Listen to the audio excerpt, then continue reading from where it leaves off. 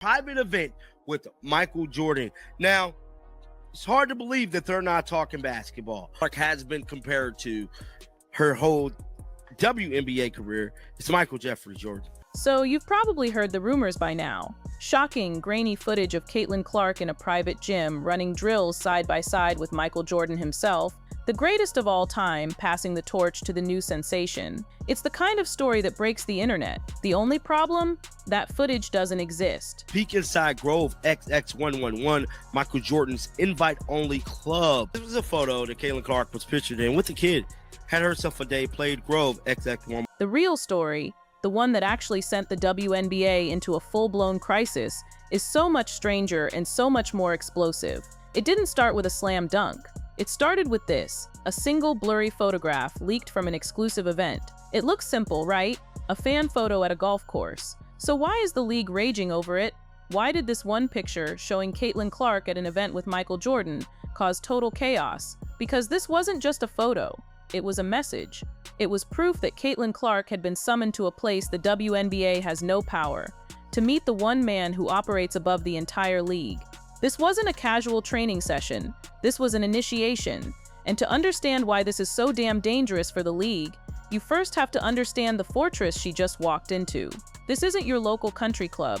The place in that photo is Grove XXIII, Michael Jordan's $20 million personal kingdom in Hobe Sound, Florida. This isn't just exclusive. It is impossible to get into.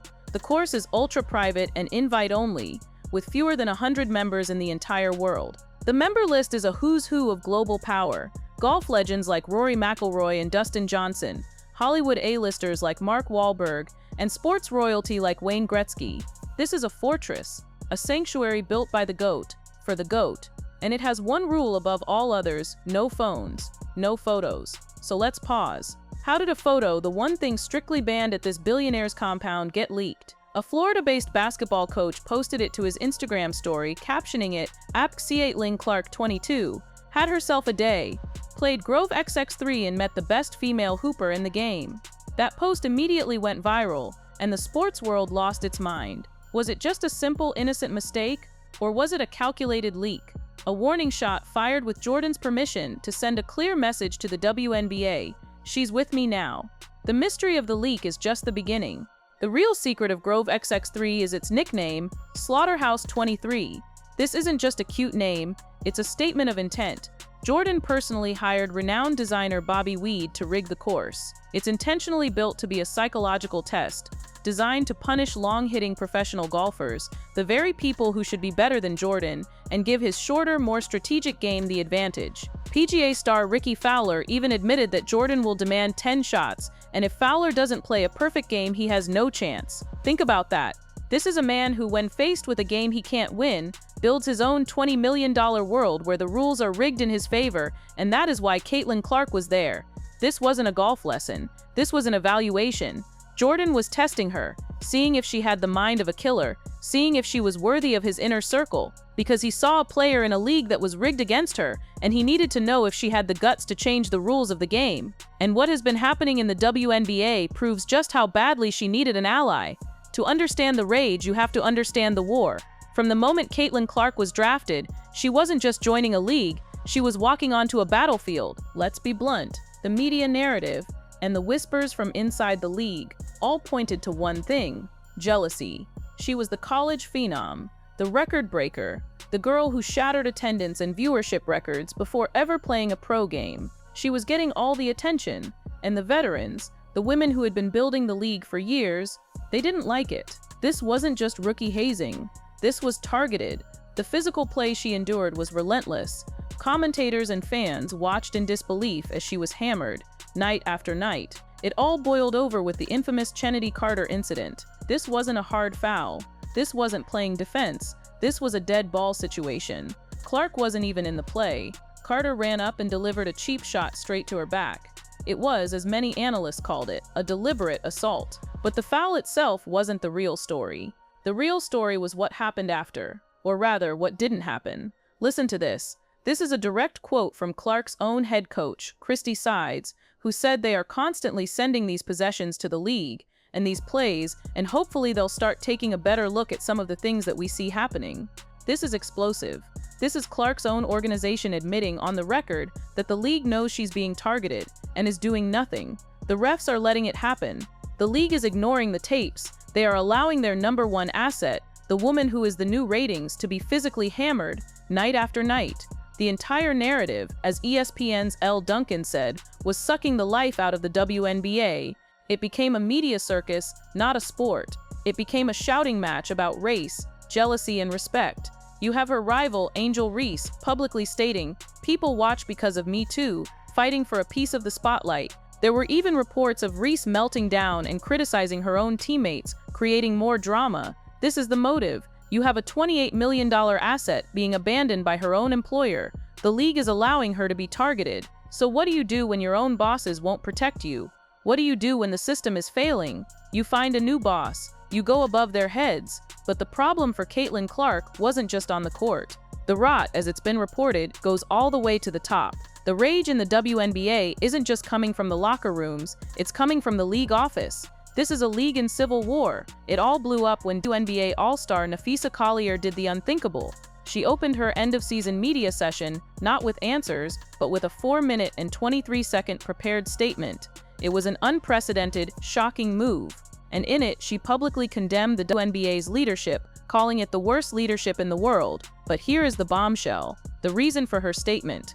Collier alleged that in a private meeting with the WNBA commissioner, Kathy Engelbert, the commissioner herself said that Caitlin Clark, the woman bringing in all the new fans, all the new money, should be grateful to the league for her own sponsorship deals. Let that sink in. The head of the WNBA is allegedly, in a private meeting, telling players that Clark's historic $28 million Nike deal isn't hers, that it's something the league gave her, that she should just be grateful. This isn't just a bad look. This is proof of the resentment at the very top.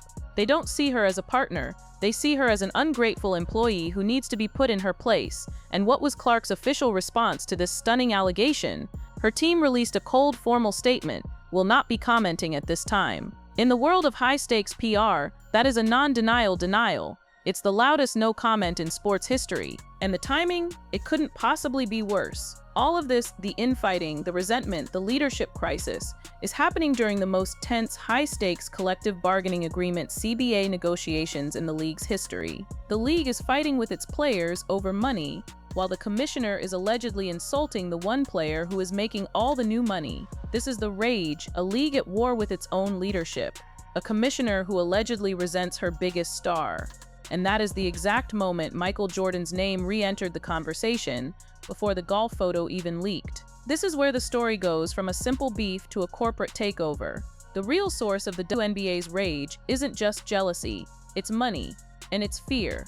As the WNBA and its players were locked in this bitter CBA negotiation, with a potential work stoppage looming, a major voice stepped into the ring, but it wasn't a player, it wasn't a coach, it was David Falk, Michael Jordan's legendary agent, the man who built the Jordan empire, the architect of the Nike deal.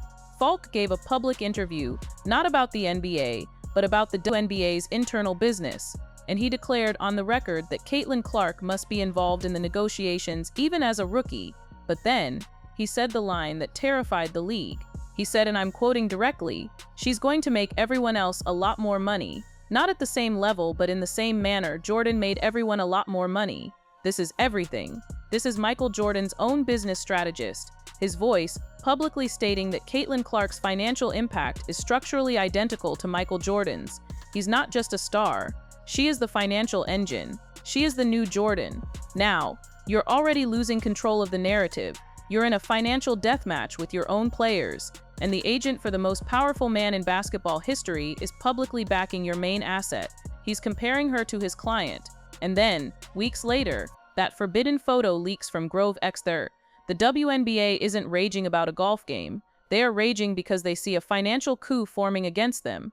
They see Clark, backed by Jordan's own strategist, now meeting with Jordan himself at his private fortress. They see an alliance. The secret meeting at Slaughterhouse 23 just confirmed their worst nightmare. Clark was bypassing them and making an alliance with the king. The rumors of secret training were right, but they were looking in the wrong place. They were looking for jump shots. They should have been looking at psychology. This parallel between Clark and Jordan isn't just a fan-made meme. It's a high-level coaching fact. A report from The Athletic revealed a stunning detail about her college career. Her own coach at Iowa, Lisa Bluter, admitted she struggled with how to manage Clark, how to handle this generational superstar status, this isolating greatness that drew in record-breaking crowds. Her solution? She went home and reread a specific book, Sacred Hoops: Spiritual Lessons of a Hardwood Warrior by Phil Jackson. And what is that book about? It's Phil Jackson's 1995 memoir on one thing: how to coach Michael Jordan. The book literally details Jackson's private meetings with MJ, teaching him how to handle his frustration with teammates who couldn't keep up, how to share the spotlight. The only blueprint for coaching Caitlin Clark was Michael Jordan. This connection goes even deeper. It wasn't just her old coach. Michael Jordan's own trainer has been publicly commenting on Caitlin Clark's WNBA injuries. This proves her on-court struggles, the same struggles the WNBA ignored, were on the radar of Jordan's entire inner circle. This is the real secret training. That meeting at Grove XXIII wasn't about footwork. It was a mental summit. It was Jordan, the only one who's been through it, talking to Clark, the only one going through it now. What do you think they talked about? The jealous teammates, the hostile league, the grateful commissioner, the price of being the engine of the league. This wasn't a pep talk. It was a business meeting, and the proof that a deal was struck is already for sale. All the rumors, all the speculation, it all comes down to this. This wasn't just a meeting of minds, it was a merger. Here's the setup. Clark has a massive $28 million 8-year deal with Nike. She is officially a Nike signature athlete, a status reserved for the elite. But Jordan Brand, that's under the Nike umbrella, but it's MJ's personal empire. It's a different level of greatness, and the precedent was already set. She is already the first athlete since Michael Jordan to get her own signature deal with Wilson, a company that makes the damn basketball. The parallel is already contractual. And pay attention to the pregame tunnel. While Nike is figuring out her signature shoe, what has Clark been spotted wearing? Travis Scott Air Jordans. She's already signaling her cultural alignment with the Jordan brand, not just Nike. But all of that is speculation. This is fact. While everyone was rumoring a potential collaboration, they missed it. It already happened. Right now, you can find for sale a Caitlin Clark autographed Jordan Brand 2025 WNBA All-Star Game orange jersey. This is not a rumor. This is not a fake. This is an officially authenticated by Panini Authentic product. A limited edition item, numbered to 50. A 2025 All-Star jersey. That means this deal, this partnership, has been in the works for months. This proves the secret meeting at Grove XXIII wasn't a what-if discussion. It was a finalization. It was the two of them shaking hands on a deal the WNBA never even knew was happening. The secret training was a business deal. The rage in the WNBA is the sound of them realizing this was already done without their permission. And this brings us to the terrifying conclusion. So let's connect all the dots. 1. The WNBA is in total chaos, a leadership crisis, and a league at war with itself. 2. The league failed to protect its biggest asset, Caitlin Clark, from on-court attacks and allegedly disrespected her from the commissioner's office. 3. This failure created a power vacuum. 4. Clark, doing exactly what her college coach learned from the Sacred Hoops playbook, bypassed this broken system. 5. She went straight to the kingmaker, Michael Jordan, the same man whose own agent was already comparing her financial power to his. 6. The secret meeting at the slaughterhouse wasn't a golf game. It was a mental and financial summit, and the authenticated Jordan Brand jersey is the proof that a deal was done. The rage in the WNBA is the rage of impotence. It's the sound of a league realizing it just lost. Their attempts to haze her, control her, and make her grateful, all it did was drive her into the arms of the one man who operates above all of them. The WNBA wanted Caitlin Clark to be the face of their league, but after this secret summit, they're confronting a much more terrifying reality. Michael Jordan just helped her become the owner,